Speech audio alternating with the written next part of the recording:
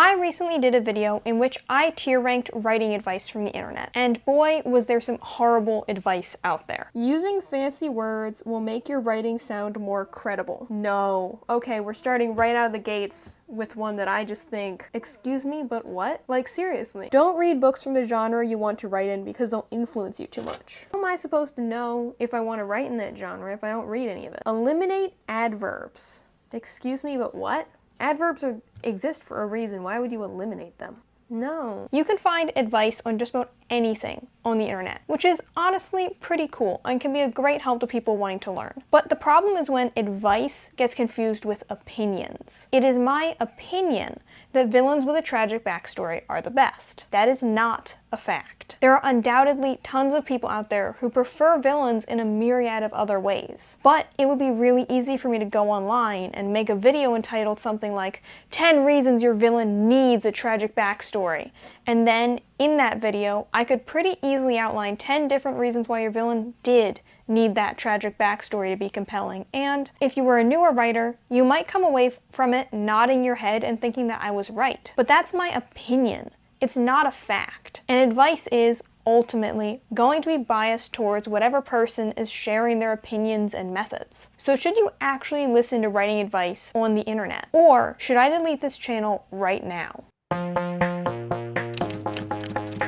Sup peoples, and welcome back to another video. I'll be honest, this is sort of an odd one to make because I'm literally making an advice video about whether or not you should watch advice videos. It's a bit weird, but this is something I've been thinking about for a while, and last week's tier ranking video got me thinking about it even more. Specifically, this one article. Basically, I was looking for advice to tier rank in the video. I asked my subscribers over on Instagram for good advice. That was easy. But then I wanted some fun stuff to talk about. You know, the juicy drama. So I went looking for bad advice. The kind of stuff that I would enjoy debunking in a video, or at least that would spark interesting discussions about whether or not it was good. That's when I stumbled upon this article, which I will not be showing because 1, I don't know how to find it again, and 2, I don't want to single anybody out. But basically, the gist of the article was that you shouldn't write for yourself. That was actually bad advice to give to newer writers. This article claimed that you should write for your readers so you can be more profitable. I was kind of,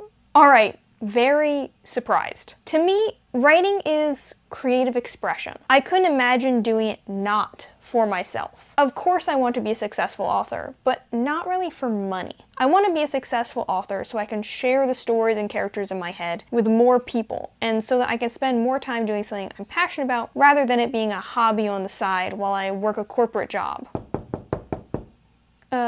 Come in? Oh, hey, so I heard you talking about money and success and how you don't want to work a corporate job. And so just wanted to pop in and mention that your Patreon currently has 0 subscribers, your YouTube views are going down, your Instagram is stuck at 7,000 followers, and you're restarting your novel again, which, like, that last one especially is kind of embarrassing, don't you think?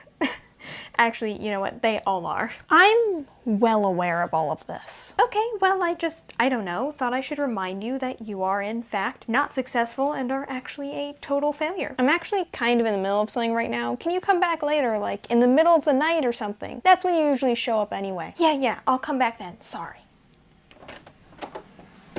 So, like, yes, I do think about money and trying to become successful, obviously. Who doesn't? But I would never change a story or character just to make them more profitable. At the end of the day, I'm a storyteller, and that is why I do what I do. If I was in this for the money, I would be pursuing a different career. Writing is not the best way to make money. But here was this article saying that I was doing it all wrong and sounding very authoritative. And I've run into similar things, even from YouTubers that I like, where people will give a piece of advice and sound like they really know what they're talking about, being very authoritative and saying that XYZ is the right way to do things and you need to change your methods. But that's just their opinion at the end of the day, and no amount of likes or professional lighting can change that. And I think that in the age of the internet especially, we need to remember that. For a while, it got in my head, and I actually did try to change how I was writing. I had to slowly realize that this wasn't necessarily right for me just because it was right for them. And only after I had figured that out did I start to really write like like myself again. But at the same time, I learned a lot from these YouTubers and the stuff I was reading at the time. I learned about the 3-act story structure and character arcs. I discovered tips for better utilizing the senses, even how to analyze media. I took a lot of good away from the advice these people were sharing, and I think that it's great that they share it on the internet because it gives newer writers not only a place to start and learn, but also a sense of community. I've never had writer friends, so being able to log on and see a new writing vlog drop from one of my favorite creators gives me a sense of community, even if that person is on the other side of the world. And I also get to see them going through the ups and downs of trying to break into the industry, learning things from their experiences and stories. All of this is to say, I think that writing tips and advice channels, along with other forms of sharing that kind of content online, are great for a lot of things. But I think that as viewers, we have to be careful about a few things. First of all, if you notice someone saying ultimatums or claiming that their way is the best way, take it with a grain of salt. That might be true for them, but it very well might not be true for you. And please note that I'm not claiming that they're trying to intentionally mislead you or anything. People tend to talk in absolutes. I'm sure that as much as I try to avoid doing it on my channel, I've done it a few times as well. Secondly, remember that you're not trying to copy them, you're trying to learn from them. Your writing is still just that, your writing. Don't feel like you need to sound just like them, or anyone else for that matter. You're learning to do your thing, and that's amazing. Different doesn't mean worse. Third, and finally, don't overthink it. The reason I stopped watching so much writing advice was that I found myself with this mental checklist, feeling like I had to remember every bit of advice I'd heard and everything I'd learned, and then apply that to every single sentence on the page. In the end, it became too much because I always felt like I was forgetting something. Just let your writing happen. Learn, but don't stress. You can always go back and edit, and you can always improve. It will happen naturally, with practice, not overnight. I mean, it probably won't happen overnight. Look at me, speaking in absolutes. Writing advice can be a wonderful tool, and after thinking about it, I don't think I'll be deleting this channel anytime soon. But I will continue trying to remain unbiased in what I talk about, which can be really hard. For example, when people ask how I write characters, I sort of just say, let the characters write themselves, because that's what works for me. They just kind of appear when I'm working on a project, and I rarely do much planning or active thinking about them. But when I was finding advice to tier rank, I actually found that listed among the bad advice that some people had heard for writing. So just because it works for me doesn't mean it works for you. Unfortunately, I can't really speak to methods that I haven't used personally, so my channel will always be a single lens through which to look. So that's another thing to keep in mind. Don't just listen to or take one person's advice. Absorb all different people's experiences to keep it well-rounded. I don't watch a ton of writertube anymore, but a few creators I've learned from over the years are Abby Emmons, Shaylin Wrights, and Christiane Jones. And of course, my friend A.R. Mays recently launched a channel, so go check them out as well. But remember that all of these people are just that.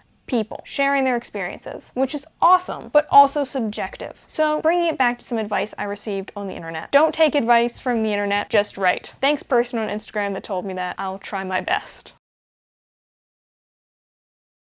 You said to come back tonight, so I really did some thinking about what I wanted to say. If you won't open the door, I'll just shout through it to you. You'll never be a teen author now.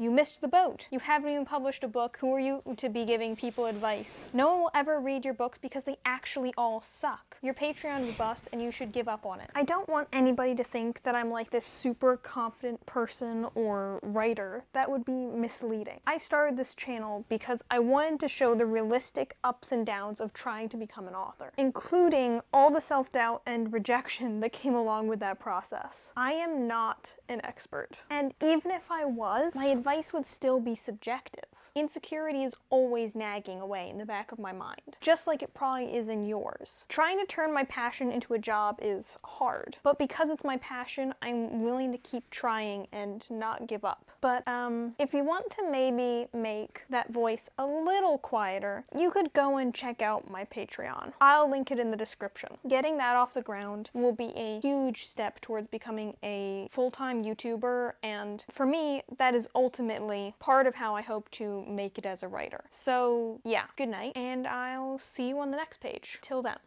Hello? I hear you in there. I know you can hear me. Hello? Open the door. I need to tell you how much you suck. Please open the door.